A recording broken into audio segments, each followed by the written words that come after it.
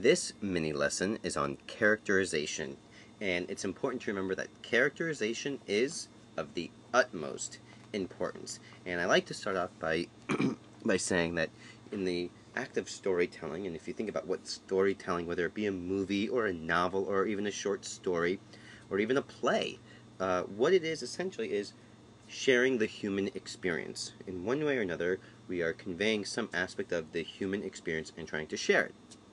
And what makes that worthwhile in many cases, the fact that the story is often about a specific character that we're learning about, and we're learning about the character's strengths and weaknesses. Do we want to be like the character, or do we not want to make the same mistakes that the character makes?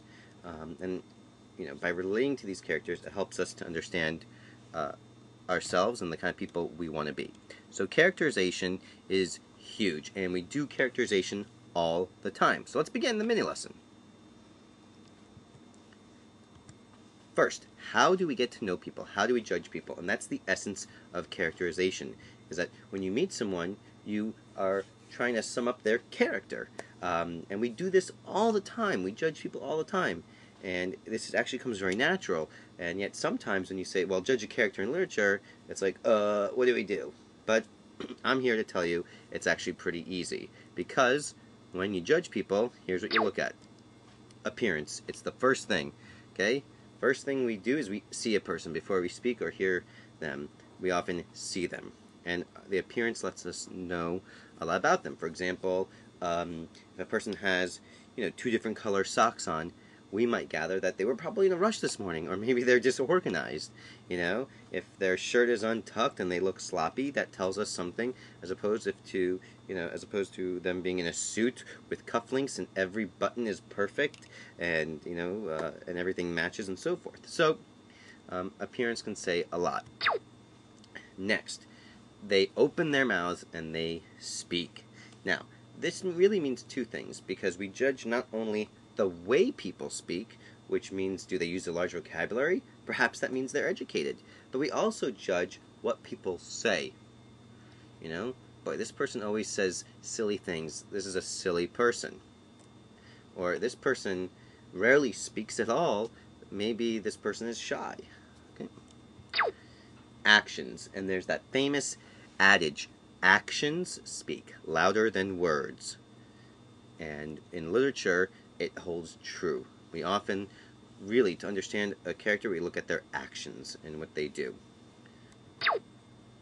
And finally, and this is unique to literature, okay, in real life you can judge a person's appearance, speech, and actions, but it's hard to always know what a person is thinking. But in literature, the author sometimes explicitly writes the person's thoughts, and so you get to see, really, you get a sneak peek into the mind, and it's one of the real enjoyable things about reading literature. Their thoughts. Okay. Now, there are two types of characterization. The first is direct characterization, and characterization refers in many cases to what the author or how the author tells us about a character. And the author can either do it directly, alright, and this refers to when a writer describes the character's personality, tells us what the character is like, describes a person's motives. So, for example, if I say, Billy Bob is mean, I am directly giving you the attribute of Billy Bob. He's mean. Okay? He's just a mean person who likes to do mean things to people and hurt people's animals and things. That's what Billy Bob likes to do, and that's why he's mean. That is a direct characterization. Okay? Now, if I'm an author, typically what I'm going to do is I'm going to try and show you what a person is like. So I'm not going to tell you that they're mean. I'm going to show you that they're mean through their speech, through their actions, and so forth. So, that we call indirect characterization, when a writer shows us a character by describing his or her speech, appearance, thoughts, or actions. Now, what makes this sort of clear is an example. So, let's get back to Billy Bob. Again, direct characterization is I'm an author and I say, Billy Bob is mean. Indirect characterization might be a description. I never say he's mean, but I might give you first his appearance. Billy Bob, you know, had a long mustache and big bushy eyebrows and very dark hair and pointed features, and that is like the sort of stereotype of a villain. Uh, and that's his appearance. He had a mean look on his face. All right. Uh, then his actions. He saw the pregnant dog sitting on the sidewalk, and he walked by and kicked her in the stomach, and then make him speak. Maybe Billy Bob says, "Boy, I love the squeal of a dog." And so all of these descriptions, tell us about the character. And they really show us, that's the key word, they show us that this is a mean character. And so the author never has to say Billy Bob is mean. The minute the author describes Billy Bob kicking a pregnant dog in the stomach, we go, this guy's a jerk. I mean, this is like the worst thing you could do. This guy's super mean. So that's sort of the difference between direct and indirect characterization. And very often, like I said, authors will use indirect characterization, and it's a lot more powerful. Okay. Some things to note about indirect characterization. One is that it can be misleading because, people put up a front. Often people wear masks, and when they try and make a character sort of complex, they're going to not make the character just so simple. They'll often, you have to look a little bit deeper. So maybe the character says one thing, but, behaves a different way. All right. So to get the proper feel, or if we're doing a character analysis, you need to look at their speech, appearance, and actions. And if they're all congruent, which means if they all point to the same conclusion, then that might be a genuine understanding of the character. So if there are discrepancies, then we gotta look a little deeper to see what the person's really like. And psychologists, that's what they do. They study human behavior, and they try to interpret the actions of people.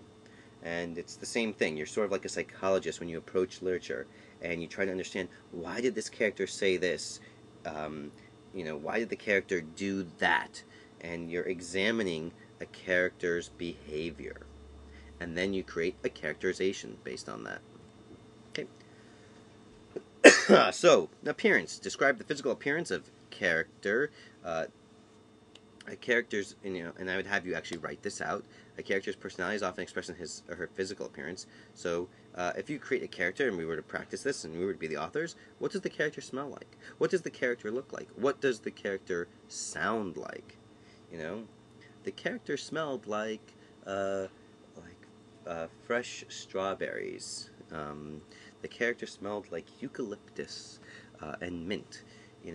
And what do they look like? Well, she had she had brown hair and big brown eyes and dark tan skin, and that was from working on the farm.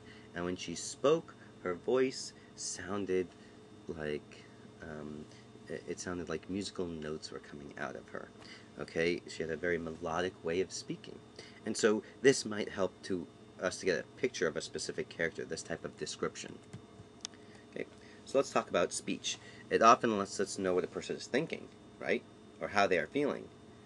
And it's as much as what they say and also what they don't say. So we call that sort of subtext, what's going on beneath the text. Okay. And two aspects of speech is one is dialect, which is the way a person speaks, and that can tell us where the person is from. It can tell us how much education the person has. For example, if a person speaks and they say the word O-F-T-E-N and they pronounce it often, and another person pronounces it often, you know that the person pronouncing it often is saying it right. So maybe they're a little bit more educated because they're saying the correct pronunciation, the standard pronunciation of the word. Let's deal with dialogue, okay? And I'm going to sort of show you this in class again, but in writing, there's always an indentation when in a new paragraph every time a new character speaks. And I like to point this out because when we read, sometimes it can be confusing who's speaking, because it doesn't always say, "I like ice cream," said Sarah. "So do I," said Jimmy. it doesn't always say their names, and sometimes there's an indentation. So I'll show you some examples of that. I already did in class, and we'll be reviewing that over and over again. Action. We learn about people by watching them react in various situations. Example. Okay. Maggie was scuba diving, and I know I have that sort of spelled in a weird way, but the name, with Chris in South Miami when he first saw the shark. The shark was large, gray, and it looked violent. Maggie pulled out his diving knife and glared at the shark. He turned to face Chris as if to say, "Good luck," which he couldn't because they were underwater. So instead, he slashed Chris's arm and swam swiftly to shore.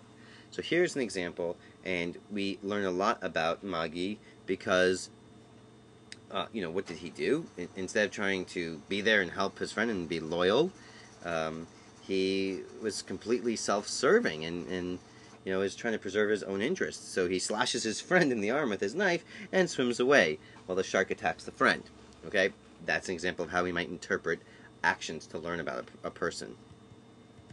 Thoughts. Okay, this can be done using very often italics, and that's when the words are slanted. And so whenever you see words slanted, it's very often it's telling you the thoughts of a person. An example. When Vincent saw Alex, he said, "Nice haircut. It looks sharp." Inside, Vincent thought, "That boy be trippin'. Somebody needs to be telling him to cut that nappy fro."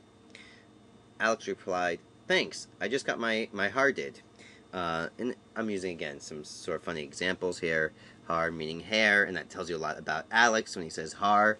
But it's just sort of, again, funny examples. But it shows you that, oh, Vincent says one thing. He says, nice haircut, but really, he's being polite, and underneath, he hates the haircut.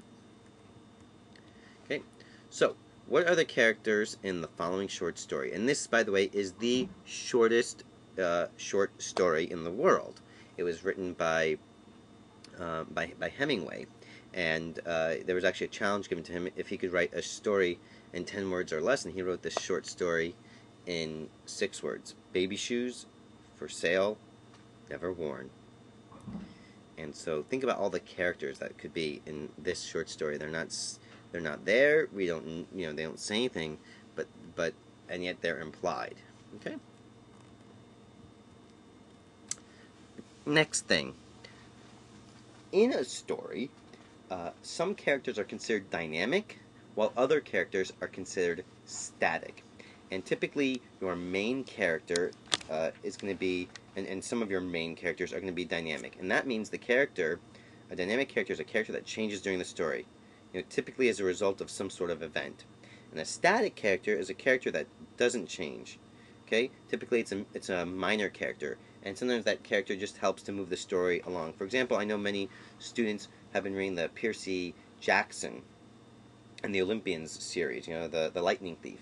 And, Percy Jackson would be considered a dynamic character. He discovers that he's the son of Poseidon. He becomes a hero. He sort of goes from being a loser, he talks about him in school not doing well, not being able to concentrate. He's got ADHD, and, they really depict him to be this, trouble kid who gets in a lot of trouble and does a lot of things.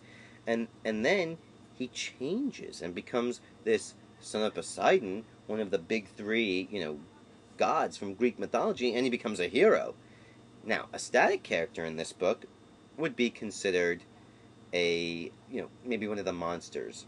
For example, they meet, as he's, on his quest, he meets Medusa, and she doesn't really change. What does she do? She turns people into stone. That's all she does. She's been doing it for thousands of years. They look at her, the snakes in the hair, she's never gotten a new hairdo. No. And what does she do? She turns people into stone. Boom. The end. And eventually what they do is they cut off her head. They kill her. But all these monsters are there just to sort of create drama to get in the way, and they're static characters. So that is the mini lesson on characterization. I know there was a lot in there, and we're going to be using examples and discussing characters and using all of these sort of elements I described with the stories that we read in class and with the novels you're reading on your own, and it'll really help make them come to life. So, characterization. Enjoy.